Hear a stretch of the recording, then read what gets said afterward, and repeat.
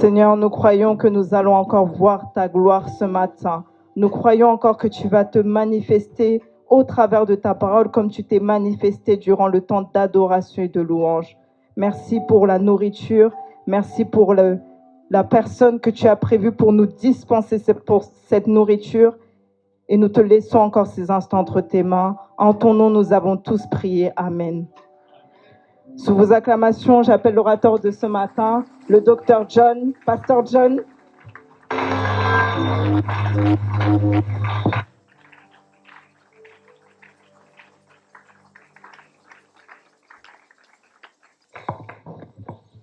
Gloire au Seigneur. Nous disons à Dieu merci pour cette opportunité. Avant que nous nous mettions, je souhaiterais à ce que nous lisions la parole de Dieu. Le texte, c'est le même que nous avons lu le dimanche dernier. Il est question pour nous, en ce jour, que nous puissions terminer ce qui a été prévu. Nous sommes dans le livre de Luc, le chapitre 5e, le verset 17.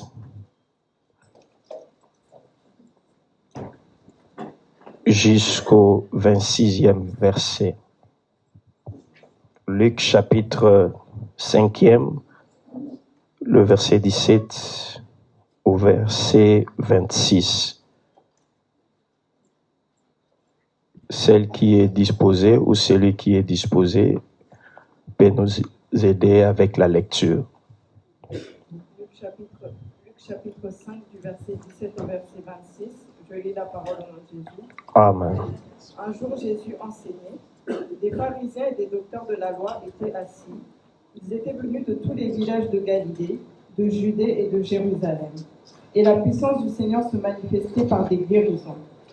Et voici que des gens, portant sur un lit un homme qui était paralysé, cherchaient à le faire entrer et à le placer devant lui. Comme ils ne savaient par où l'introduire, à cause de la foule, ils montèrent sur le toit et le descendirent par une ouverture avec son lit. Au milieu de l'assemblée, devant Jésus. Voyant leur foi, Jésus dit à cet homme, « Tes péchés te sont pardonnés. » Les scribes et les pharisiens se mirent à raisonner et à dire, « Qui est celui-ci qui profère des blasphèmes? Qui peut pardonner les péchés si ce n'est Dieu seul ?» Jésus connut leur raisonnement, prit la parole et leur dit, « Pourquoi faites-vous de tels raisonnements dans vos cœurs? Qu'est-ce qui est plus facile de dire? Tes péchés te sont pardonnés, ou de dire, lève-toi et marche. Or, afin que vous sachiez que le Fils de l'homme a sur la terre le pouvoir de pardonner les péchés, je te l'ordonne, dit-il au paralysé, lève-toi, prends ton lit et va dans ta maison. Et à l'instant, il se leva en leur présence, prit le lit sur lequel il était couché, et s'en alla dans sa maison en glorifiant Dieu. Tous étaient dans l'étonnement et glorifiaient Dieu, remplis de crainte, ils disaient, nous avons vu aujourd'hui des choses étranges. Amen. Amen. Je pensais que tu allais acclamer la parole de Dieu. Gloire à Jésus.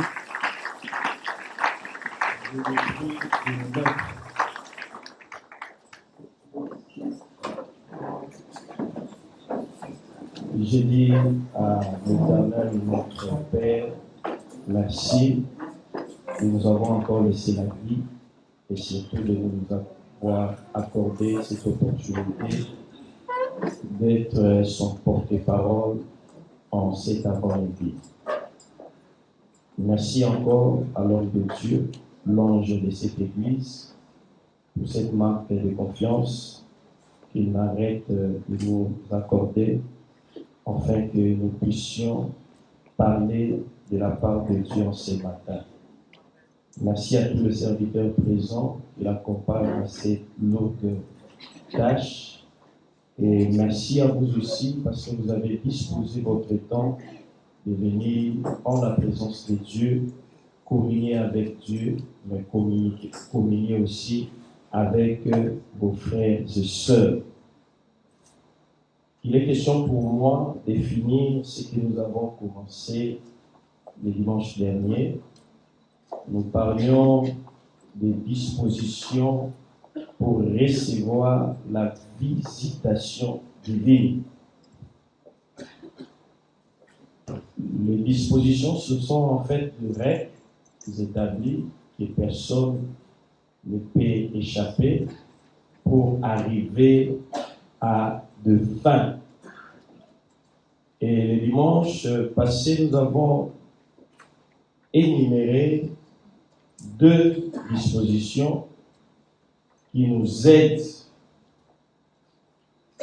qui aident le chrétien à recevoir la visitation de la part de Dieu. Bien-aimés, vous êtes sans ignorer que l'année, elle est dite année de la visitation. J'aime souligner la visitation divine, parce qu'il y a plusieurs visitations, mais la visitation divine, mais aussi l'année de la bonté. Restons dans cette vision et nous savons que Dieu, il est fidèle, il accomplira sa pensée, sa parole sur nos vies. Alléluia. Amen. Et nous avons commencé à énumérer la première disposition, c'était l'objectivité. Je ne vais pas revenir. Nous sommes au début de l'année. Bien-aimés, nous sommes appelés à être objectifs. Je crois que vous vous êtes assigné certains objectifs à atteindre le long de cette année. Pour que Dieu nous visite, il nous visitera au travers de ce que nous attendions de lui. C'est pourquoi, étant déjà au début, bientôt, nous allons déjà épuiser totalement. Il est question pour vous et moi de nous fixer des objectifs clairs. Il ne faut pas être dans l'absurde, dans l'abstrait, mais être précis dans ses objectifs. Comme le fit le cas de ces bien-aimés dont l'objectif était de faire sortir le paralytique de la vie de la dépendance. Car la famille aussi allait s'en décharger de lui. Et pour y arriver, c'était question de prendre le problème qu'ils avaient et de le placer sous le regard de Christ. Or, nous avons vu que pour y arriver, il y avait la foule. Sur le plan spirituel, la foule a plusieurs significations. Pour les cas échéants ici, c'était un obstacle et nous avons dit l'esprit de découragement. La deuxième disposition, c'était la détermination, la violence et les risques. Vous pouvez avoir des objectifs, mais si vous n'êtes pas déterminé, vous n'y arriverez pas. Il faut avoir de la détermination. Coûte que coûte, qu'il pleuve, qu'il neige, j'y arriverai. C'est ce qui est essentiel. Mais lorsque vous vous arrêtez au cours du chemin, là, vous allez repousser le chemin. Nous avons besoin de la détermination. Cette famille était déterminée. Ils sont arrivés, il y avait la foule, mais ils ont dit, nous allons y arriver. Et la chose, il devait aussi l'aider après la détermination, c'était la violence. Pour frayer le chemin au milieu de la foule, ce n'était pas facile. Parce que chacun était venu pour qu'il soit visité par Jésus. Chacun était venu chercher quelque chose de la part de Dieu. Et personne ne pouvait laisser à personne la chance d'y arriver. Mais il était question d'avoir la violence afin de presser la foule. Et enfin, c'était les risques. Parce qu'ils étaient là. Christ n'était pas en plein air. Il était dans une maison. Et la maison, elle était pleine. Probablement, dans la maison, il y avait des invités autres. Il y avait des gens importants. Et ils n'avaient pas de la place. Mais ils tenaient à leur objectif. Bien-aimés, je vous prie, je me prie, je nous prie tenir bon dans nos objectifs. Le diable peut venir nous décourager, nous enlever de cela, au regard des réalités que nous allons rencontrer.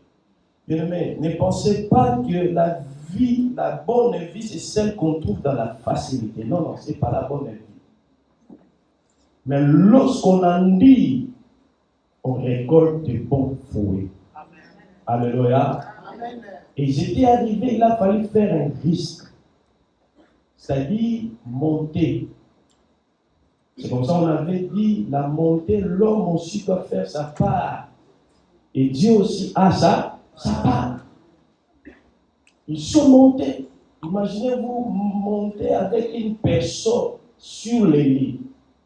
Ce n'est pas facile. C'est tout un risque. Soit il peut aussi tomber la personne en question. Mais ils ont risqué d'aller jusqu'au toit. Et ce qui est plus important, la maison ne leur appartenait pas. Ils se sont donné les luttes de créer un tour.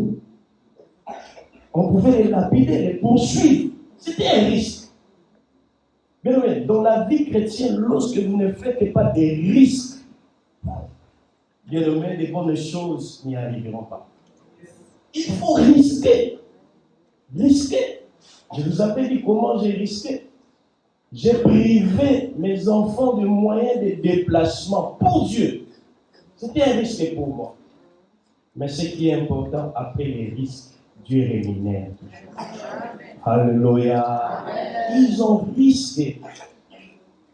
Ils sont montés. Et après avoir monté, ils ont pris la personne. J'aime la version 8 secondes. On a dit, ils l'ont pris et ils l'ont placé sous les regards de Jésus. J'aime cette parole. L'homme est appelé de prendre sa situation, son problème, et de le placer sous le regard de Christ. Aussi longtemps votre problème est loin de ses regards, pour dire aussi loin est ta solution. Mais dès lors, le problème se rapprochera de la présence de Dieu sous ses regards, c'est alors qu'on voit l'intervention de Dieu dans nos vies. Alléluia. Si tu as des problèmes en ce matin, que le Seigneur t'aide à les placer sous le regard de Jésus. Car il a de regards miséricordieux et regards compatissants. C'est-à-dire, il partage le souci ou le problème. Pas seulement il le partage, mais il intervient. C'est là où la compassion intervient. Car la miséricorde, c'est limite seulement partager la douleur. Mais la compassion amène la personne d'aller jusqu'à intervenir. Et Dieu, il est le Dieu compatissant. Lorsqu'il nous voit pleurer, lorsqu'il nous voit souffrir, il partage cette peine, cette douleur, et il ne s'arrête pas seulement là. Il amène la solution, la consolation. Laisse que le Paraclet en ce matin amène une consolation et une solution à un problème que vous avez dans votre cœur et qui vous dérange tant. Ils vont le placer. Nous sommes dans le verset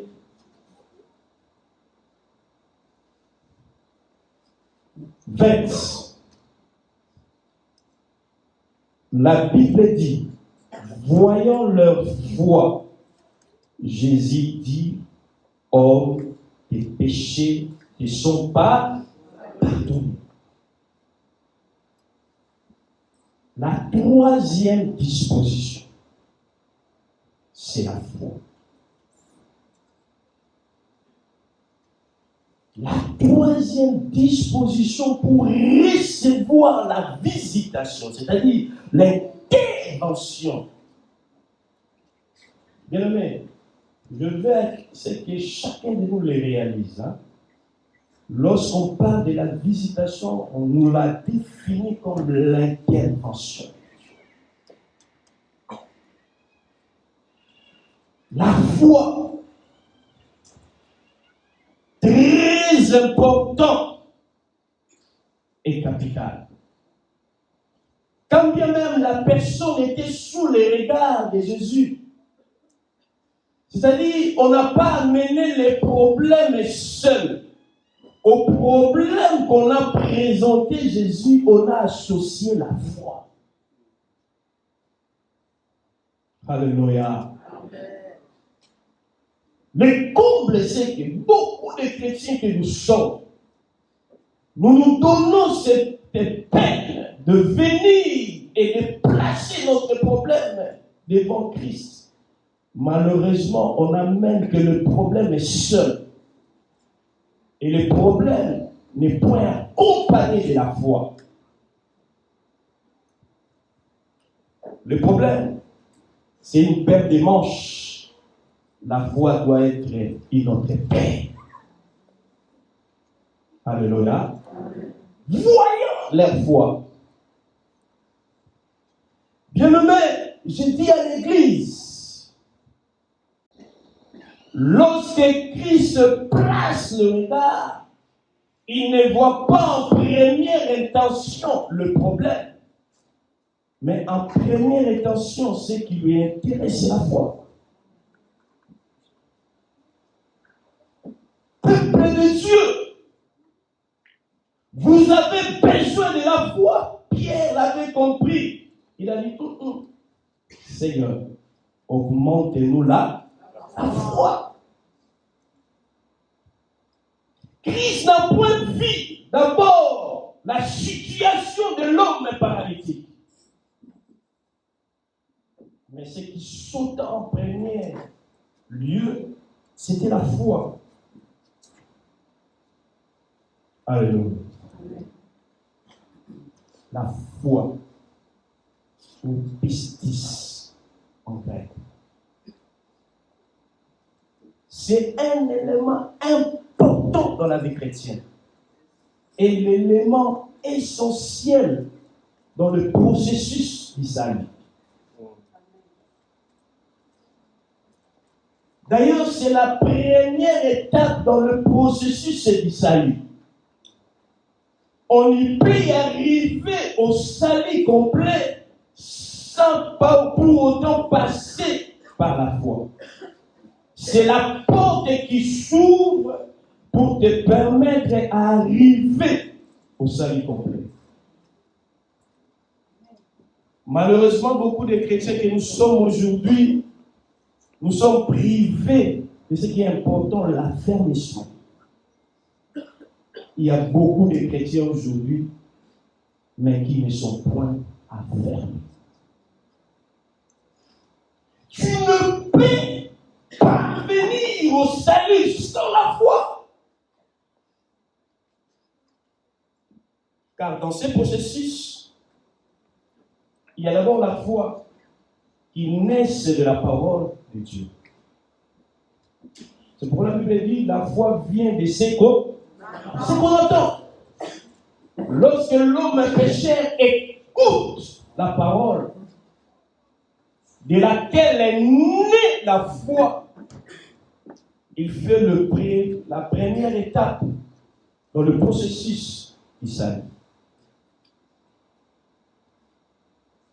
Et la deuxième étape qui intervient, c'est la repentance, le changement de la mentalité. Lorsque la foi vient, ça produit la repentance. Deuxième étape pour y parvenir, changement de mentalité. Troisième étape dans le processus du salut, nous avons la justification. L'homme change sa mentalité et ce qui va suivre, c'est le changement de sa position. Il retrouve une nouvelle position en Jésus. Après la justification, c'est la régénérescence, la nouvelle naissance. Le changement de la nature. Après la régénérescence, ou la nouvelle naissance, vient la sanctification. Ce n'est pas notre sujet. Chez mes faisans, je vous ai évoqué. La foi, bien-aimé. La foi, c'est une conviction, une ferme conviction de l'existence d'un Dieu créateur et souverain. On a une ferme conviction de son existence. C'est pourquoi celui qui a écrit les épîtres aux Hébreux l'a dit. Je suis dans Hébreux chapitre 11, le verset 6. Or, sans la foi, il est impossible à l'homme d'être agréable à Dieu. Bien-aimés, vous pouvez être bien vêtus, bien habillés comme nous le sommes ce matin. Nous voit Tayangol, c'est-à-dire bien habillé. Vous pouvez avoir tout ce que vous pouvez avoir. Vous pouvez bien vous maquiller pour venir à la présence de Dieu. Vous ne serez point agréable devant Dieu. Ce qui rend l'homme agréable à Dieu, ce ne sont pas aussi les offrandes que vous avez amenées en ce matin. Non plus ta dîme qui va te rendre agréable devant Dieu. C'est quoi? C'est la foi. Il a écrit, il a souligné, il est impossible. Bien-aimés, cette année, nous devons être visités par le Seigneur. Cette année, le souci de Dieu, c'est de nous faire monter. Mais il le fera à ceux qui seront agréables à lui. Alléluia. Amen. Et pour être agréable à Dieu, vous avez besoin de la foi. Il y a celui qui est à votre côté, dis-lui pistis. Est-ce que tu lui as dit? Ah. À l'église, a arrêté de frimer. Hein? Celui qui frime en ce matin, c'est Christ. C'est celui qui est essentiel. Dis à l'autre, pistis. C'est-à-dire, la foi. C'est la ferme conviction de l'existence de Dieu. Il va continuer à dire qu'il est impossible de lui être agréable. Mais de ceux qui s'approchent de Dieu croient qu'il existe. C'est comme ça que nous avons dit, c'est la ferme conviction de l'existence de Dieu. Vous savez, il y a beaucoup de têtes qui jusqu'à aujourd'hui continuent à douter que Dieu est réel. Ils viennent à l'église, ils prient. Mais à un moment, il dit que nous sommes dans l'abstraction. J'ai dit à l'église, il est vrai, celui que nous servons, celui pour qui nous sommes venus à ce matin, il est esprit, mais il est réel. Amen. Alléluia. Amen. Il est réel. C'est la foi qui nous permet à réaliser cela. Si tu manques ce premier pas, c'est fini. L'année sera l'année blanche. Mais celui qui a la grâce de franchir ses pas, son année, je le déclare, ne sera point blanche. Il sera réellement visité. Et celui-là qui est esprit, mais qui agit, le fera monter. Amen. Nous avons besoin de cette disposition essentielle. Là,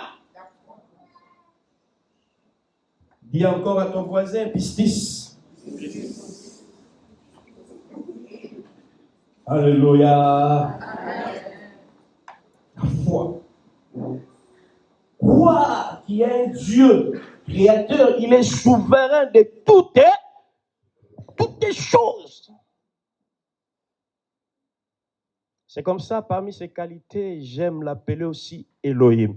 Lorsque la Bible l'appelle Elohim, Moïse, dans l'introduction de la Bible, il les présente comme Elohim, c'est-à-dire les dieux créateurs. Il faut croire qu'il y a un Dieu créateur. Et j'aime ce Dieu.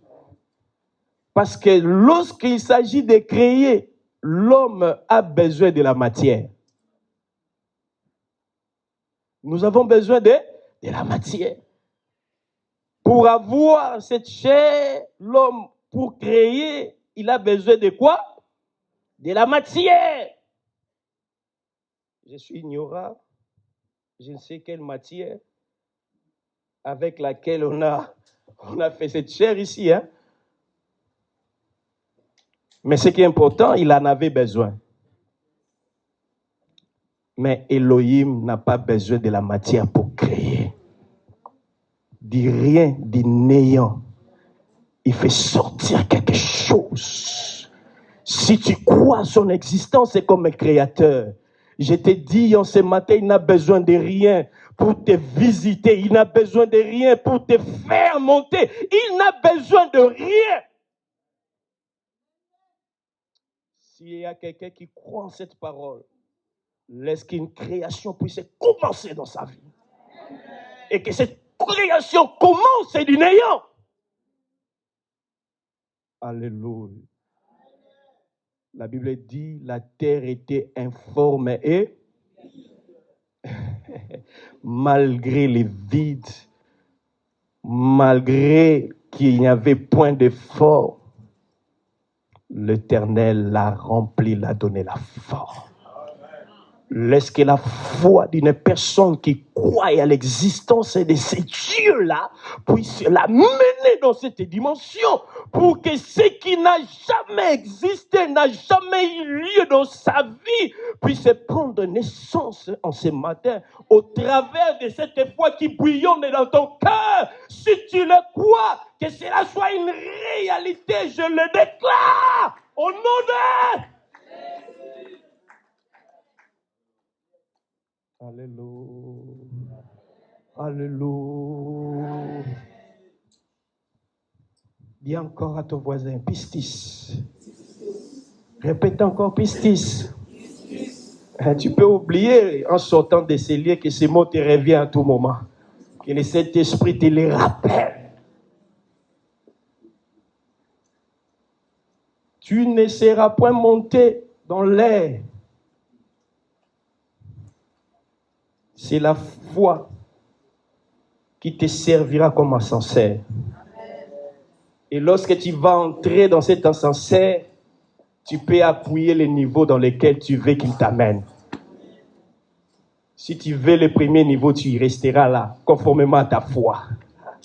Mais si tu veux le dernier niveau, je te l'ai dit, cette foi t'amènera. Alléluia. Oh, qu'il n'y ait personne en ce matin que le Seigneur l'amène à la montée. Oh, quelle grâce que le Seigneur m'a accordée d'être là pendant qu'on déclarait l'année de la montée et de la visitation. Peut-être que je serai à Kinshasa, mais le Seigneur m'a ramené.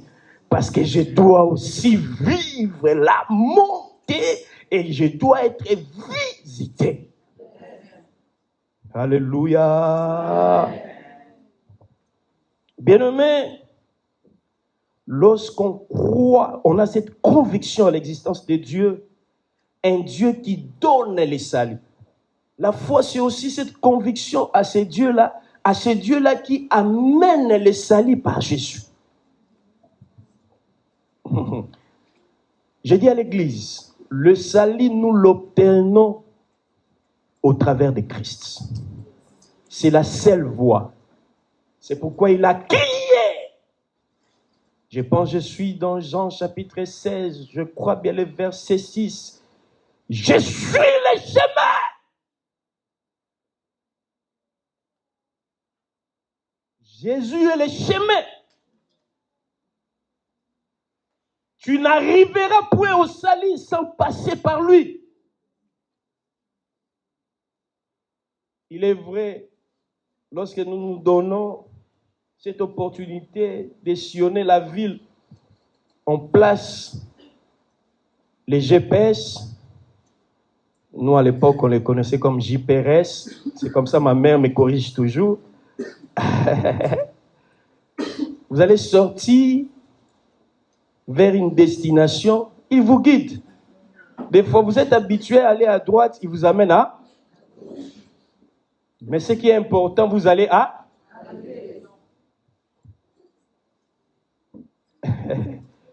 Un jour, on s'est dit, on va faire le pied. Question pour nous de découvrir la ville. Je vais sortir avec mon frère Mi. On a mis les GPS. Et il va nous donner un itinéraire dont on ne maîtrisait pas. On commence à discuter. Non, ça ne doit pas être comme ça. Je lui ai dit, messieurs, ne blaguez pas avec l'homme blanc. Allons d'abord voir. Si nous serons perdus, nous allons rentrer. Allons d'abord voir. Effectivement, nous sommes arrivés à l'endroit qu'on voulait. Je dis à l'église, Jésus est cet itinéraire-là. Il est ce chemin-là. Si tu veux atteindre tes objectifs, tu dois passer par lui. Tu ne peux pas aller outre que Christ. Vous ne devrez que passer par là. Alléluia. Et c'est comme ça la foi. Lorsqu'on a cette conviction va maintenant créer la confiance. Le deuxième élément de la foi. Bien aimé, on ne peut pas comprendre la foi sans tout ce que je suis en train de vous dire. Ça crée la confiance. C'est pourquoi certains théologiens définissent la foi comme la confiance. Ils ont raison. Parce que lorsqu'on a la conviction qu'il y a vraiment un être qui est là, qui existe, ça crée en nous là la confiance. Deuxième élément important dans la foi. Bien-aimés, ayez confiance en Dieu. Ayez confiance à Dieu. Je sais que c'est possible la montée. Mais il est question d'avoir un compte. Avant de continuer, s'il vous plaît, rêvez d'abord la personne qui dort à vos côtés là. Je ne sais pas comment est-ce qu'il dort. Peut-être qu'il a travaillé la nuit. Bon, que le Seigneur l'aide. Hein? Soyez comme une aide. Ne me suivez pas. Je regarde ici. Tu penses que c'est ici. Il est là de l'autre côté. Alléluia. Amen. Ça crée la confiance. Bien aimé, dans une relation, la confiance est très importante. Elle est très importante. Et dans la relation que nous avons aussi avec notre Dieu, on ne peut pas passer outre cet élément. Ayez confiance en. C'est pourquoi la Bible est claire. Ceux qui se confient en l'Éternel ne sont jamais. Donc on peut traduire, comme nous fîmes encore à l'école primaire, transformer la phrase affirmative à la phrase négative. Alors pour dire que celui qui ne se confie pas à l'Éternel, il sera confus. Si vous manquez la confiance en Dieu, la confusion sera le partage de ta vie. Mais lorsqu'on a la confiance en Dieu, la confusion s'écarte de nos vies. Oh, que Jésus fasse bouillonner et fasse monter cette confiance en toi pour que la confusion soit loin de toi, loin de ta famille, loin de ta maison, loin de tes affaires, loin de ton ministère. Ah, que celui qui dit Amen avec foi, que cela devienne une réalité dans sa vie. Amen. Alléluia. lorsque la conviction engendre la confiance, cela pousse maintenant à donner naissance à ce qu'on appelle l'assurance. On est tellement assuré, quels que soient les dégâts, quel que soit ce qui va arriver, nous savons que Dieu interviendra. Amen. Alléluia. Pistis, conviction, confiance, et puis assurance.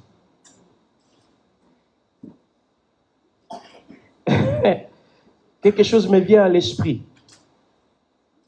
L'homme aussi a créé l'assurance. Et il nous bouffe l'argent au travers des...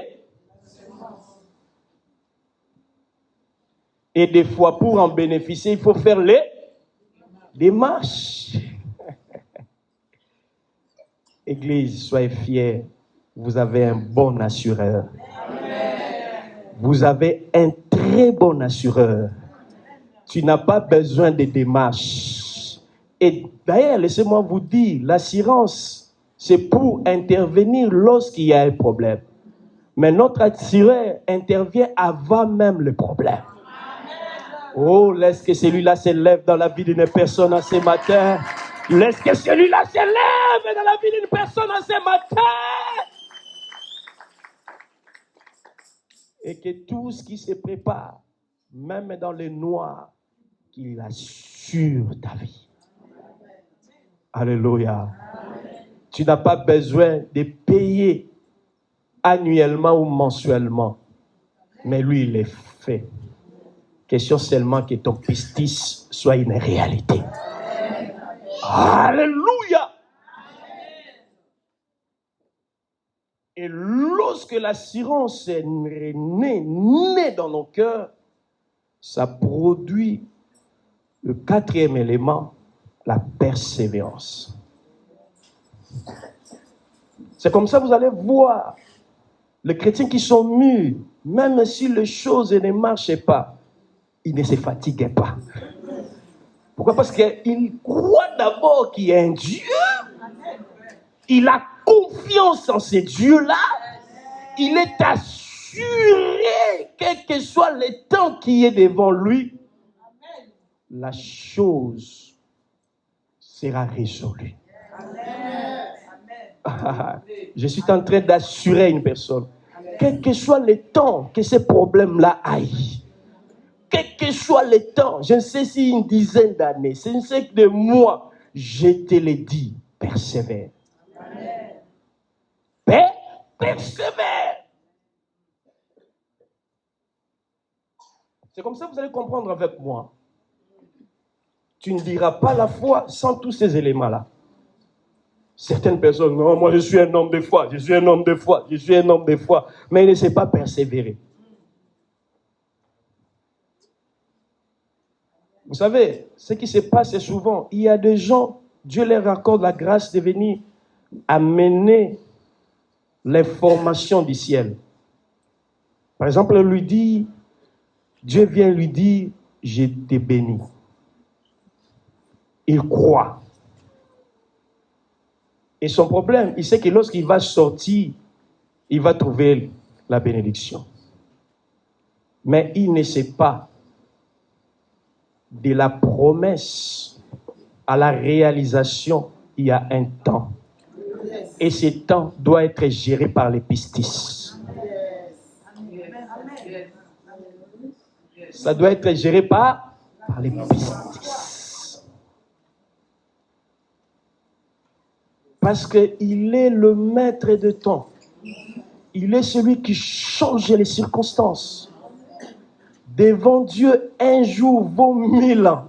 Et 1000 ans, un jour. Toi, tu penses que les jours sont passés, mais tu es toujours au premier jour devant Dieu.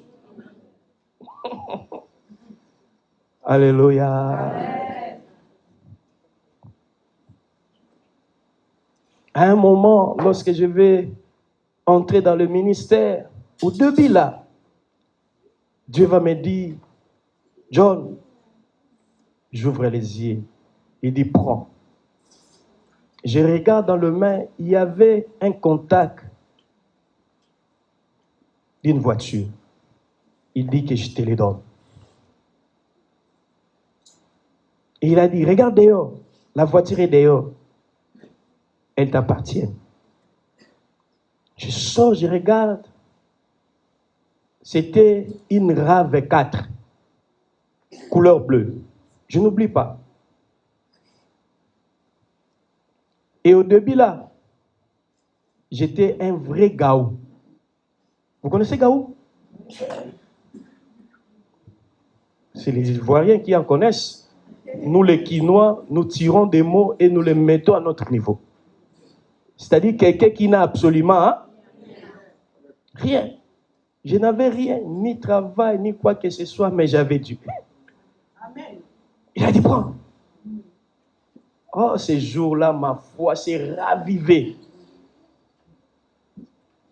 C'est ravivé. Le zèle a monté à servir le Seigneur. Chaque jour, j'étais à l'église, à l'intercession, quand il est faux, aller à Bangé, j'étais là. Parce que je savais que je l'ai réussi. Donc, je pensais que dans quelques jours seulement, je vais obtenir cela. Première semaine, zèle. Deuxième semaine, zèle. À la fin du mois, zèle. Ce n'est pas arrivé. Bon, ça arrivera de toutes les façons. J'ai continué. 3 mois après, rien du tout. 5e mois, ce zèle-là va commencer à quoi? Les pistis commencent à recevoir les effets du temps. Que le Seigneur t'épargne du poids du temps. Que ta foi reste ferme. Alléluia.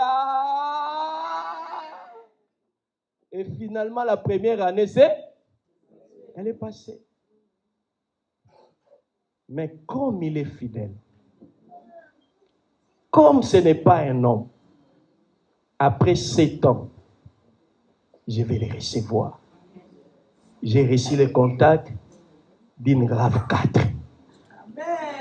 Alléluia. Ce qui est bien pour Dieu, il m'a fait encore avec un bonus. J'ai reçu RAV4 le même jour avec un Toyota Yaris. C'est là que je vous ai dit, j'avais vendu. Bien-aimé, quel que soit le temps, quelles que soient les réalités climatiques spirituelles, persévère. Persévère. Tiens votre voisin à tes côtés du lit. Persévère. Alléluia. Alléluia. Voyant leur foi.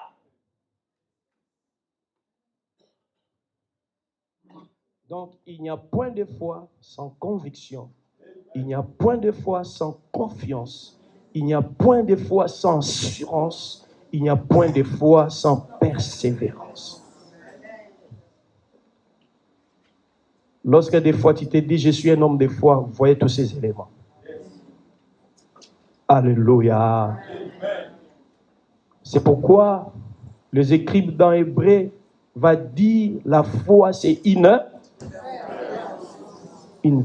ferme assurance. Bien-aimé, on a maintenant les paralytiques. Pas seulement on a amené les paralytiques, on a aussi amené la foi. Ne venez pas bredouille devant Dieu. Tu es en ce matin, lorsque tu franchis ces lieux, amène aussi ta foi. Amen. Alléluia. Amen. Je dois finir aujourd'hui. 4e disposition, j'en termine là. Si la foi, on peut commencer à parler sans terminer ici. 4e disposition. Nous sommes toujours dans le verset 20.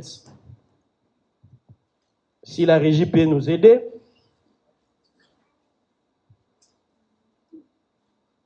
Luc 5, 20. La Bible dit, voyant leur foi, Jésus dit, homme, tes péchés te sont... Ah oui. C'est la seconde disposition. La repentance. Alléluia. La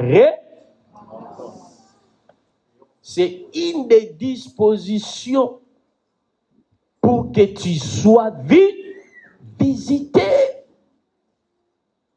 Visité. Sans cela, bien-aimé, tu seras privé de la visitation. Sans cela. C'est comme ça, je vous ai dit, c'est l'une des étapes du processus au salut.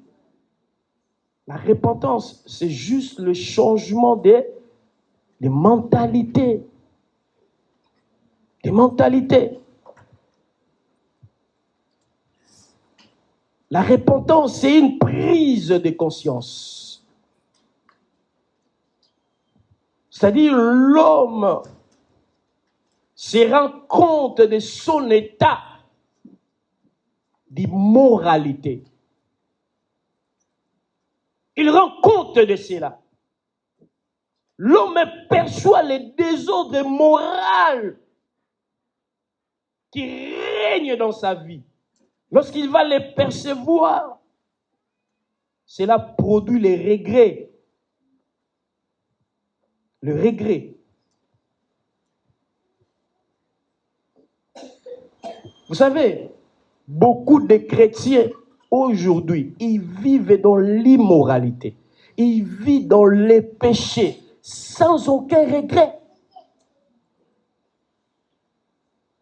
La chose s'est normalisée dans sa vie. Et finalement,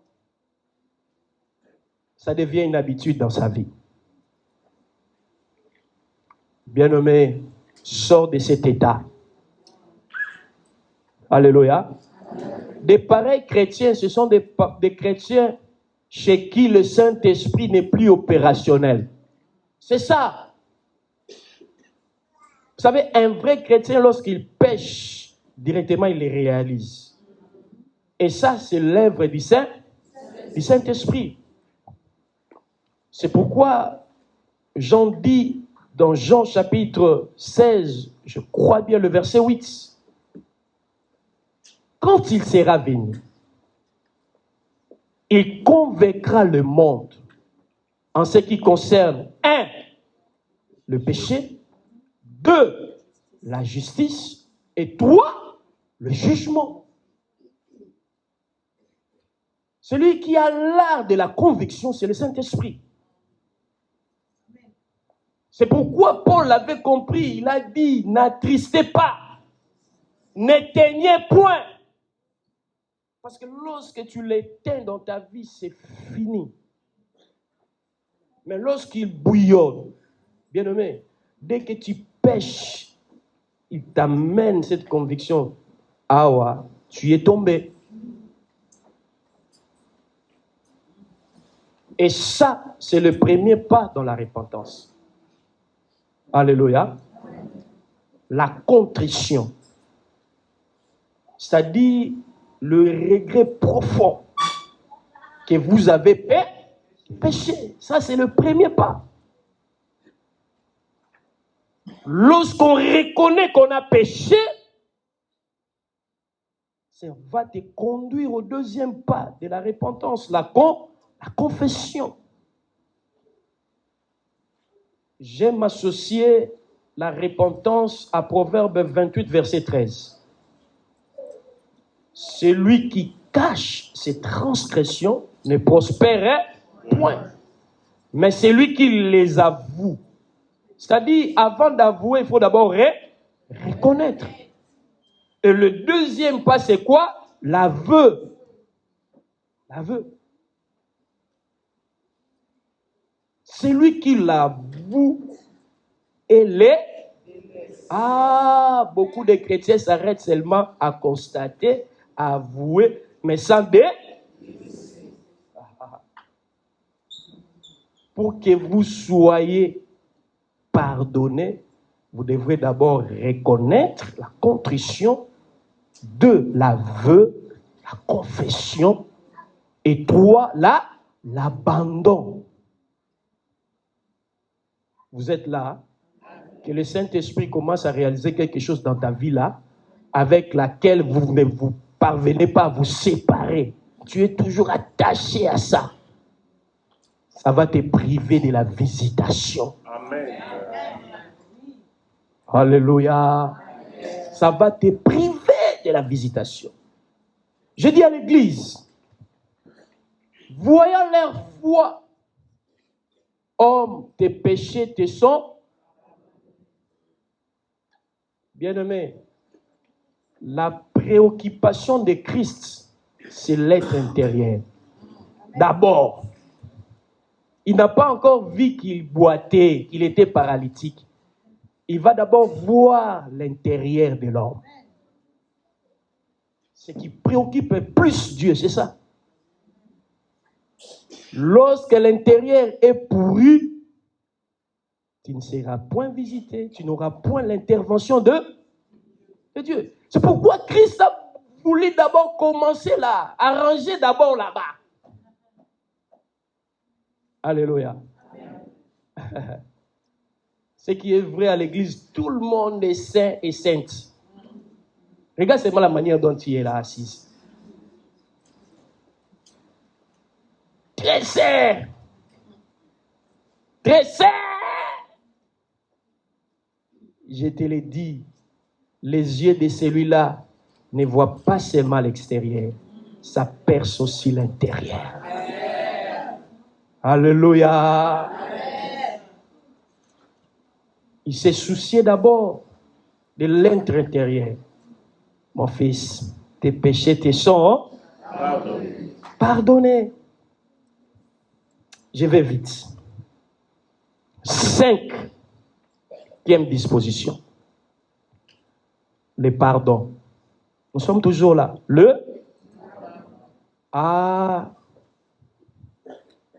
À Kinshasa, à un moment, Dieu va me dire, va faire le séminaire sur le pardon. J'ai pris 7 jours pour parler sur le pardon. Comprenez, dans quelques minutes, je ne saurais pas parler sur les... Colossiens chapitre 3, verset 13. La Bible dit, supportez-vous les uns les autres. S'il y a quelqu'un qui a sujet à se plaindre de l'autre, pardonnez-vous les uns les autres, comme moi, je vous ai. Ah, le pardon. Bien-aimé, dis pardon. Pardon, dis pardon. Vous savez, beaucoup de chrétiens jusqu'aujourd'hui, ils se permettent même d'adorer Dieu, mais ils continuent à vivre avec la rancune dans son cœur. Surtout les belles mères, les belles sœurs.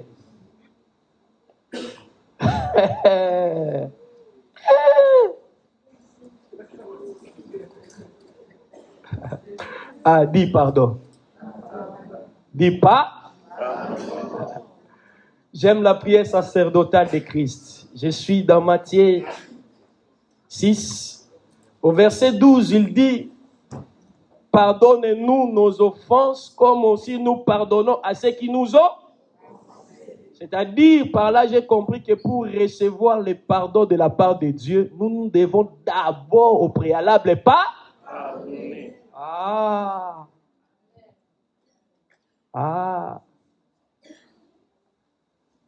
Pour que la personne retrouve la visitation de Dieu, il devrait passer par là. Je sais qu'il y a une personne parmi nous. Il a pris du temps. À Kinshasa, souvent on le dit, excusez-moi, je vais vous le dire aussi en français. Soki kaka na limbisie. Le baba kende ko salanini. Ko la musatata nanga wapi. Mais vous allez voir maman diagonesse, papa diacre, protocole, adoratrice.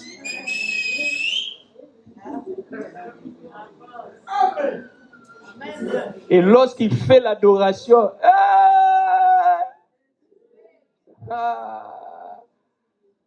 En tout cas, il a pris vraiment la place de l'un des vieillards. Dis pardon. Dis pas. C'est pas facile. Hein? Pierre va demander à Jésus, alors si tel est le cas, il faut combien de fois pardonner? La réponse de Jésus, c'était quoi? Anaïs. Vous les Français, nous les Belges, 77 fois, et c'est là en une seule journée seulement.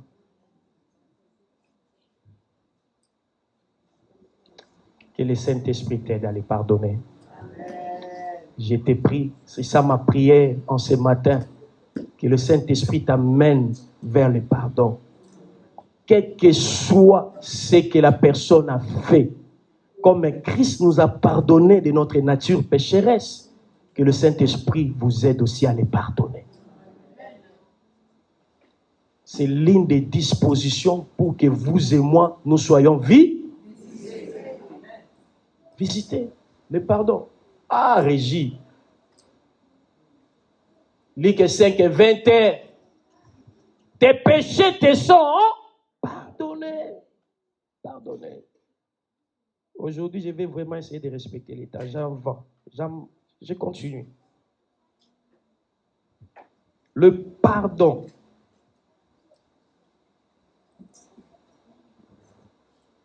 Pardon.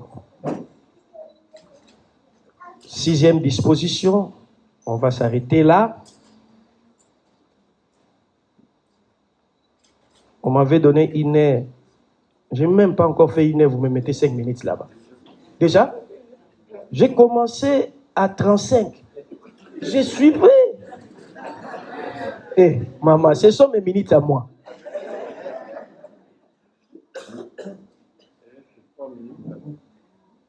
Non, chez moi, c'est 5 minutes. La dernière disposition, c'est la sanctification. Hein? Là, on ne va pas parler, on vous a énuméré. La sanctification.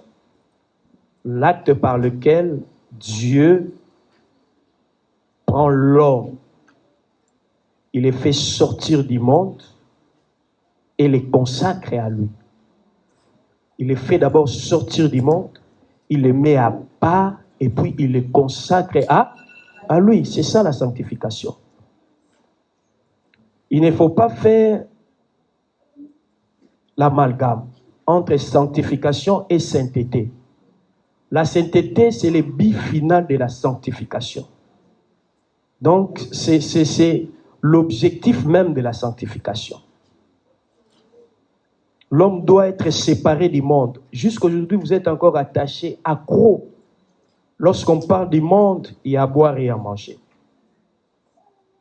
Ta vie doit être mise à part pour Dieu. Et il faut se consacrer à Dieu.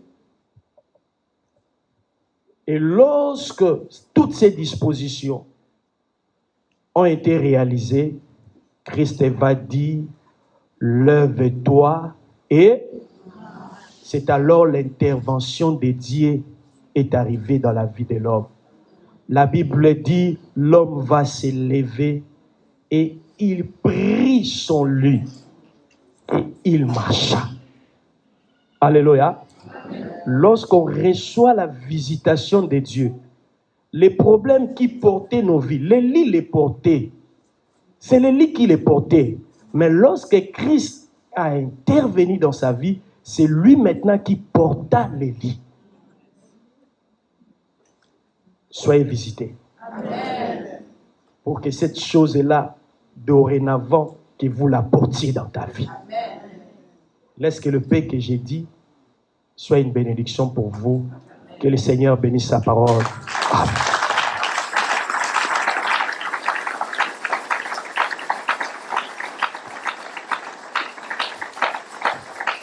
Bon, on respecte les temps. Vous pouvez incliner votre tête, disant Dieu merci à ce que vous avez écouté ce matin. Demandez la force à notre aide qui est le Saint-Esprit. Car sans lui, on ne peut absolument rien. Prions le Seigneur.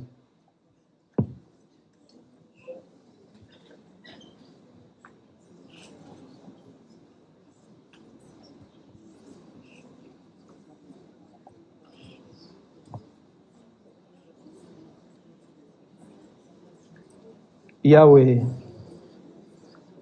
j'ai fait ma part en ce matin.